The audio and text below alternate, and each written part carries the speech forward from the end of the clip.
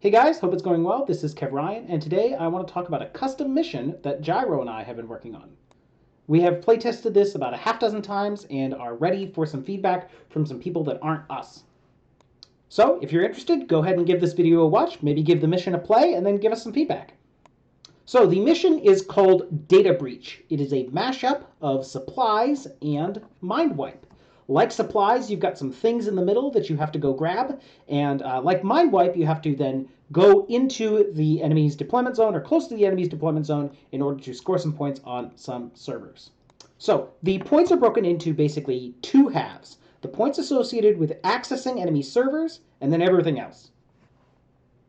Let's start talking about accessing enemy servers. So the first 3 points are 1 point each for each of the 3 enemy servers that are accessed.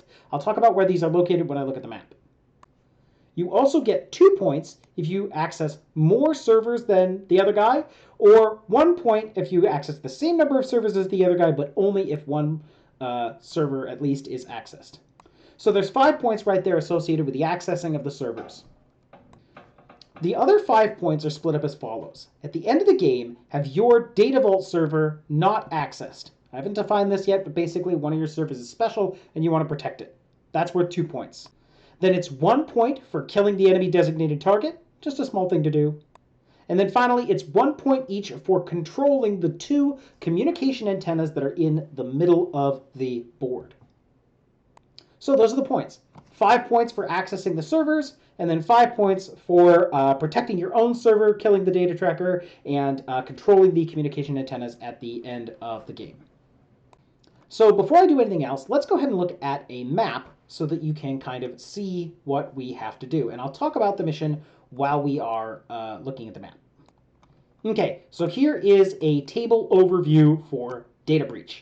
It is based off of the Season 3, I think, supplies map that Vol put together. So if this map is looking familiar to you, it should be. But I've modified it so that we can play Databreach on it. So what's going on in Databreach? Well, the first thing to notice is that there are 2 communication antennas in the middle. One right there, one right there. Let's go ahead and grab a different color. These 2 communication antennas are kind of like the supply boxes in supplies. You have to get to these in order to grab what we're calling the icebreaker, but you also have to control them at the end. That's also worth 2 points. So those are the communication antennas. Then there are 6 servers located just outside your deployment zone. 1, 2, 3. Those are the servers for, in this case, the combined army player over on red side. And then there's 4, 5, 6. These are for blue player, which this thing, I guess, says Pan-Oceania. So what you have to do in Databreach is you have to go to one of the communication antennas in the middle. You have to have a specialist pass a whip roll in order to download the icebreaker program from the center. And then you have to take that icebreaker program with your specialist or with a different specialist and run it over to the enemy servers, and you have to pass a whip check in order to access those servers. So it hopefully should be pretty obvious the connection to mind wipe that we have going on here. The thing that makes this like supplies is that once you grab a icebreaker program from one of the communication antennas, you mark it as unloaded, and you can never download an icebreaker program from that antenna again. So there is some aspect of supplies of basically playing keep away with the icebreaker programs throughout the game. And that's pretty much the mission. You've got to get the icebreaker programs, you've got to run them over to the communication antennas, and then you've got to do a little bit other stuff like control the communication antennas at the end, protect your own Data Vault server, and keep your designated target from getting killed or kill the other guys. So pretty straightforward. I am going to go through the document here just to make sure that we're all on the same page on it. I'll start with the scenario special rules. First off, communication antennas. There are 2 of them. You saw them on the table. They are placed at exactly the same spots as the consoles in Mindwipe. You want to control the communication antennas, and the way you do that is by being the only guy who has at least 1 trooper as a model, not as a marker, in silhouette contact with the communications antenna. Nothing complicated there. It's exactly what you'd expect. Next up is the Icebreaker program. The Icebreaker is a special piece of equipment that is designed to access the enemy servers. And Cyberpunk fans out there will probably be familiar with this name from games like Shadowrun or Netrunner, or just pick any Bill Gibson novel that you'd care to read. There are two special skills associated with the icebreaker. They both kind of do the same thing. The biggest one is the extract an icebreaker skill. This is basically your pick up an icebreaker from the communication antenna. You have to be a specialist. You have to be in silhouette contact with a communication antenna that is not unloaded. You make a whip roll. If you succeed, you get the icebreaker. I've said use an objective marker in order to indicate you have the icebreaker, but you can do whatever you want. And then you've got to place an unloaded marker next to the communication antenna, indicating that that icebreaker has been downloaded. There isn't one there anymore. You can't do that anymore. The second short skill is pick up an icebreaker. Fairly straightforward. You just have to be next to a dude with an icebreaker, or a friend with an icebreaker, or a dead body with an icebreaker, or an icebreaker that used to be held by someone or whatever, and you just pick it up. It's a short skill. It is an attack, but it is only specialists that can do this. It doesn't take a roll or anything. You just have to be a specialist. So that's the icebreaker. You can really think about these as being very similar to the supply boxes in supplies. The primary difference being that you can only carry them if you're a specialist. Even once they're extracted, you still have to be a specialist in order to carry the icebreaker. Next, let's talk about the servers. There are 3 servers placed in front of each deployment zone. These are like the placement in MindWeb, but they're 8 inches further forward. It's a little bit harder to score on these servers, so we've moved them forward to make it a little bit easier. And there's basically only one thing that you got to do with a server, which is access it. So you have to be a specialist, you have a trooper, you have to have an icebreaker, and you pass a whip roll while in silhouette contact with the server.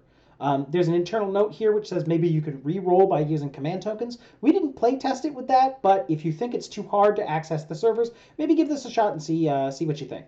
But at a high level, the idea here is if you have an icebreaker, all you got to do is pass a whip roll in order to access a server. Once the server's accessed, bam, done.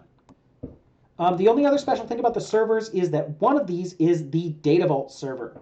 The information on each server is invaluable, at least that's what this says. Maybe it's your cat facts or your painting scheme, or it's the ITS Season 13 mission booklet. Who knows why that's special, but you got to protect your own Data Vault server, okay? So at the end of the deployment phase, each player in turn order selects one of their servers near the deployment zone to be their Data Vault server. And then you've got to prevent the enemy from accessing your Data Vault server. That's worth extra points. That's pretty much it. I think the last thing to talk about is what counts as a specialist. It's exactly what you expect. And who gets a bonus? It's hackers.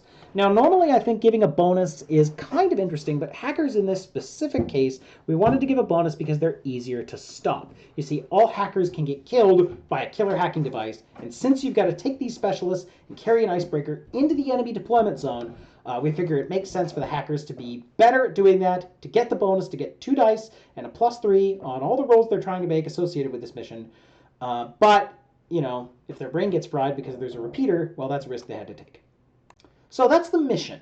Let's go ahead and next talk about some of the design principles that went into this. The first design principle is that we wanted it to be like supplies and like MindWipe. And the way that we wanted it to be like supplies in particular is we wanted you to have these icebreakers that you have to pick up and you have to run them into the enemy deployment zone or near the deployment zone, and you have to do something with them. That's the sort of central idea of the mission. That does unlock a couple of different strategies. Maybe you want to go first and grab both of the icebreakers and then hold on to them to the whole game, and then rush across to the other side and push just one button. Or maybe you want to defend the antennas really well and make it so that your opponent has a really hard time getting access to them. Another thing that we also kind of wanted to think is that we wanted to have there be a potential for a back and forth. So your specialist might get the icebreaker and run across and access a server and then die or be stuck over, they're stranded, and then that guy can get killed, and the other player can pick up the icebreaker and then run it across and push a button on the other side. So we wanted there also to be a potential for this back and forth of pick up the icebreaker, run it across, and now it's really close to the enemy who can then pick it up and run it back. And you can have this back and forth of the icebreakers as well. The way that this informed the scoring is that we thought that we wanted to make sure that if you have a game where you don't access a whole lot of servers, accessing even that single server is worth a lot of points. So if you play a game and only one server is accessed, it's worth 1 point, but you also have more than the other guy. So that's actually 3 points total. On the other hand, if there's this back and forth where you guys are both pushing a lot of buttons, we don't want to make those servers be worth too many points. And so that's why accessing each server, each additional server is worth only one additional objective point. The second thing we wanted to consider is that because the player who goes first has the opportunity to snatch the two icebreakers and then play keep away with them, we wanted to make sure that if you're going second, you can still get 5 points, even if your opponent is being really difficult and making it hard for you to access any of the servers because they never let you get access to the icebreakers. So that's why we put 5 points associated with stuff that isn't actually pushing a console. So you get 2 points for protecting your own Data Vault server, a point for killing the designated target, and then 2 points for controlling the 2 communication antennas, 1 each. That's 5 points. So if your opponent decides to spend all of their energy just guarding the icebreakers and you never get access to them, you can still get those 5 points. You can still get those 4 tournament points for that kind of major victory. So that was a design principle that went in here also. So the last thing I guess I want to talk about is feedback. So as I said, we've play tested this about a half dozen times. We went through a lot of different iterations. We originally started with these servers in the deployment zone, but that ended up being too hard. We ended up putting the deployment zones even further forward, sort of at the same places as Supremacy, but with an additional one in the middle. That ended up being too easy because you could just grab a communication antenna and run straight to one of the servers, especially if you were a motorcycle. So we've done a lot of thinking on this one, but, you know, it's just 2 people playtesting this, and there's some potential for stuff that we missed. So if you decide that you want to give this a playtest, any and all feedback that you have, that would be great. But I am actually specifically interested in these 5 questions, just to kind of focus your thoughts. If you find that you want to tell something else, I'd love to hear it, but these are the 5 questions that I'm kind of interested in. 1, do you understand the mission? Is the wording of the rules unclear? Do we need to clean that up anywhere? 2, is there anything that you find that is a dumb exploit that trivializes the mission? To give you an example of what I mean, let's look at Mind Wipe. Now, in Mind Wipe, the mission seems like it's trying to be about getting this hacking program, but in fact, if you have a drop trooper with decharges, your drop trooper with decharges can just drop right next to the server and then blow up that server, and it can be really, really hard to stop that. And the mission is basically dramatically easier if you have access to a drop trooper with decharges. And if you don't have access to a drop trooper with decharges, the mission is comparatively a lot harder. Now, I'm not necessarily dishing on Mind Wipe. This is a separate content, but the point here is that we're looking for, if you're playing a faction and you're saying, hey, my faction has a really easy time of it because of this fact, then that's something that we'd like to know.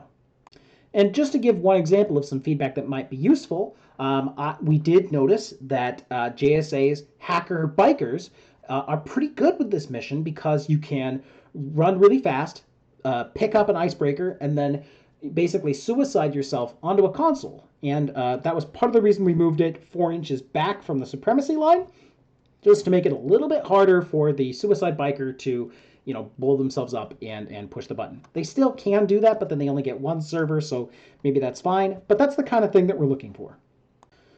3, does this mission outrageously favor one faction or playstyle? So, for example, if this mission outrageously favors nomads for some reason because they have repeaters in the midfield and killer hackers that are great, then that's something that is necessary.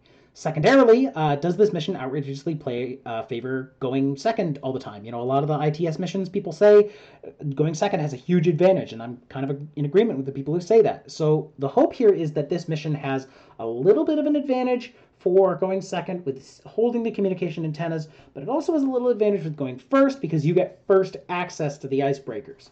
And the hope is that we don't massively favor one side or the other. Question number 4, did you play the mission? Was it fun? Pretty straightforward, but just looking for feedback here. If you play the mission and you say it was fun, great. If you say that you played the mission and it wasn't fun, we'd like to know why. And the last question is actually related to the 4th question, is if you did play the mission, did you actually end up accessing any of the servers?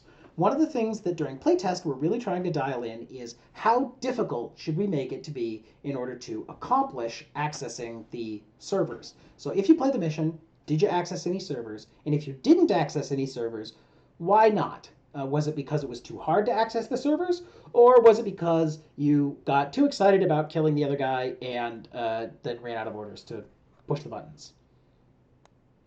So that's the mission. I will go ahead and try to make it as easy as possible for everyone to give this mission a play. I think I'll probably try to put the TTS table up on a Google Drive somewhere so that people can get access to it. It's just a modification of Vaulsc, but uh, we've done that for you. And I hope you give this a shot. If you like it, let us know. If you have feedback that you didn't like it, also please let us know.